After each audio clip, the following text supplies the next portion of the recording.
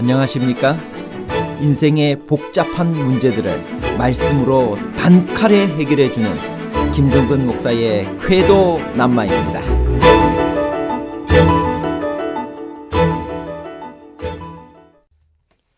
사라는 127세에 약속의 땅 가나안 헤브론에서 숨을 거두었습니다. 사라가 죽고 나면 영혼은 천국이나 지옥으로 가나요? 아니면 잠자는 상태로 들어가나요? 성경이 가르치는 부활에는 몇 종류가 있나요? 그리스도인도 일반 사람과 같이 죽음으로 모든 것이 끝나나요? 아니면 또 다른 부활의 소망이 있나요? 죽음과 부활에 관한 복잡한 문제를 하나님 말씀의 가르침으로 명쾌하게 해결해 드리겠습니다.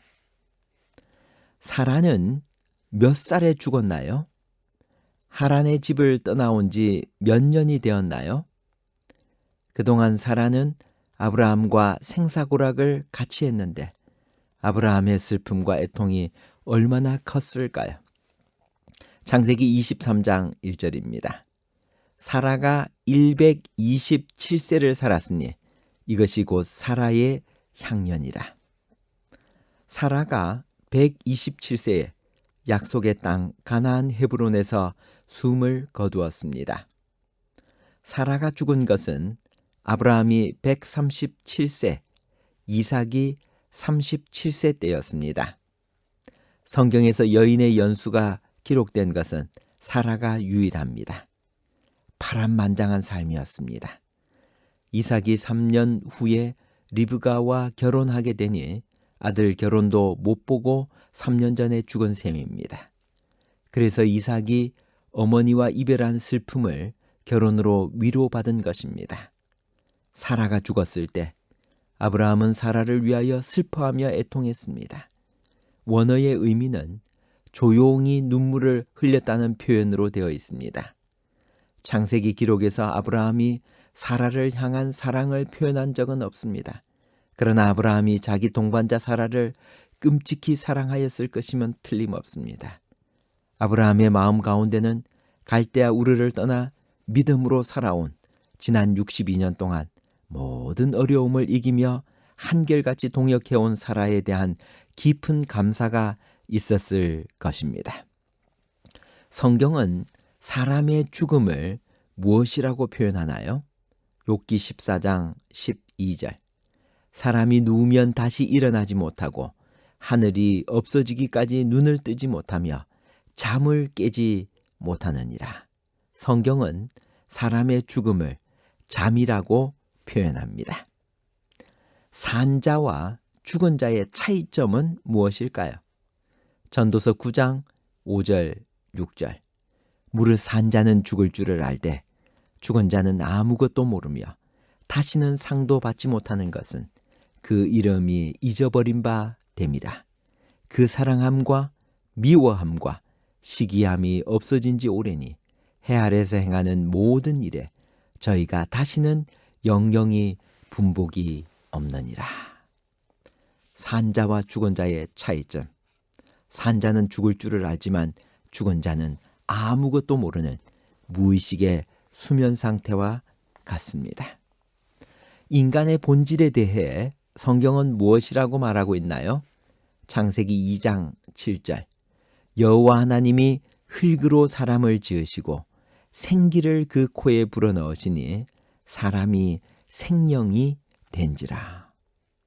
흙에다가 생기, 호흡을 불어넣으니까 생명이 되었다라고 기록합니다. 그렇다면 사람이 죽으면 어떻게 되는가? 창세기 3장 19절. 내가 얼굴에 땀이 흘러야 식물을 먹고 필경은 흙으로 돌아가리니 그 속에서 내가 취함을 입었습니다. 너는 흙이니 흙으로 돌아갈 것이니라 하시니라. 사람이 죽으면 흙으로 돌아갑니다. 왜 사람들이 죽은 다음에 영혼이 별도로 존재한다고 믿게 되었을까요? 이것을 영혼 불멸설이라고 이야기하는데요. 창세기 2장 17절. 먹는 날에는 정령 죽으리라. 하나님께서 그렇게 명령하셨습니다.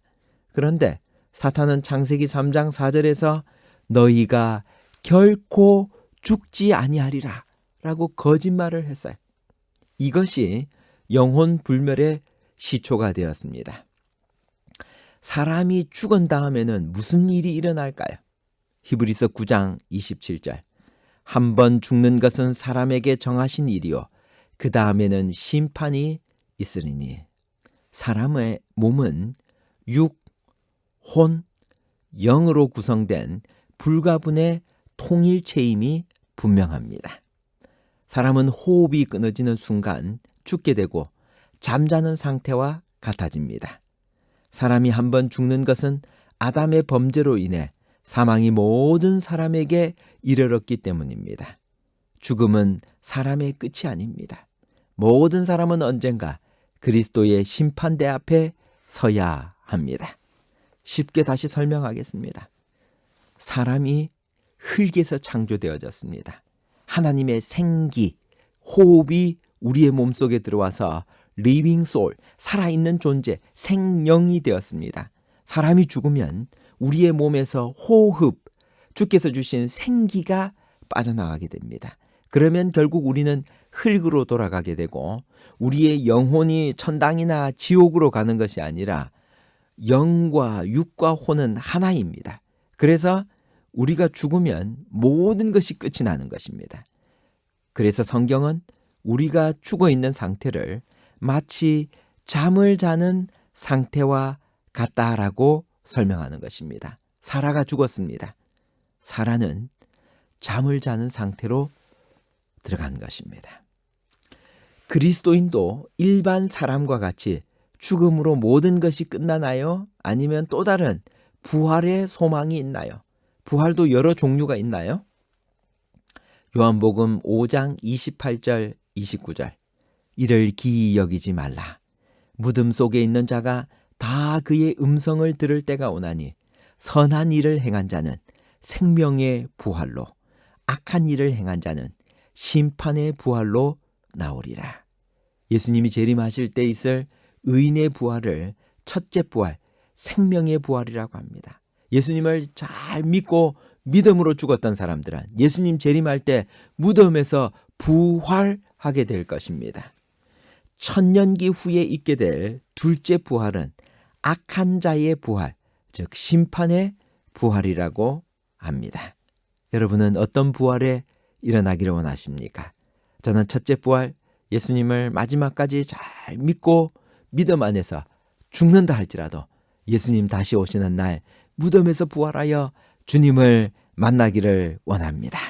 여러분들도 그렇게 믿음 안에서 잘 준비하여 첫째 부활, 의인의 부활에 다 일어나게 되시기를 간절히 바랍니다.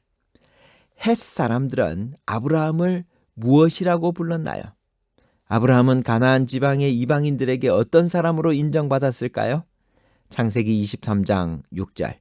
내 주여 들으소서 당신은 우리 중 하나님의 방백이시니. 햇사람들은 아브라함을 하나님의 방백으로 인정했습니다.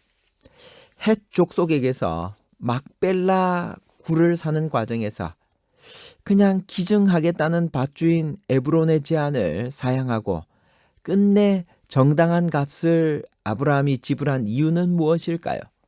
창세기 23장 15절에서 18절입니다. 내 주여 내게 들으소서. 땅값은 은 400세겔이나 나와 당신 사이에 어찌 교계하리이까? 당신의 죽은 자를 장사하소서. 아브라함이 에브론의 말을 쫓아 에브론이 헷 족속에 듣는 데서 말한 대로 상고에 통용하는 은 400세겔을 달아 에브론에게 주었더니 망물의 앞 막벨라에 있는 에브론의 밭을 바꾸어 그 속의 굴과 그 사방에 둘린 수목을 다 성문에 들어온 헷 족속 앞에서 아브라함의 소유로 정한지라.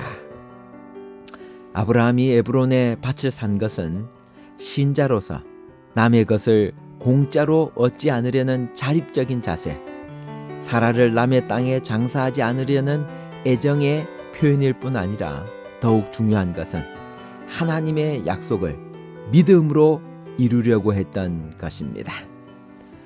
더 나은 본향, 곧 하늘에 있는 것을 얻으려면 우리는 이 세상에서 누구처럼 살아야 할까요? 히브리서 11장 16절. 저희가 이제는 더 나은 본향을 사모하니 곧 하늘에 있는 것이라.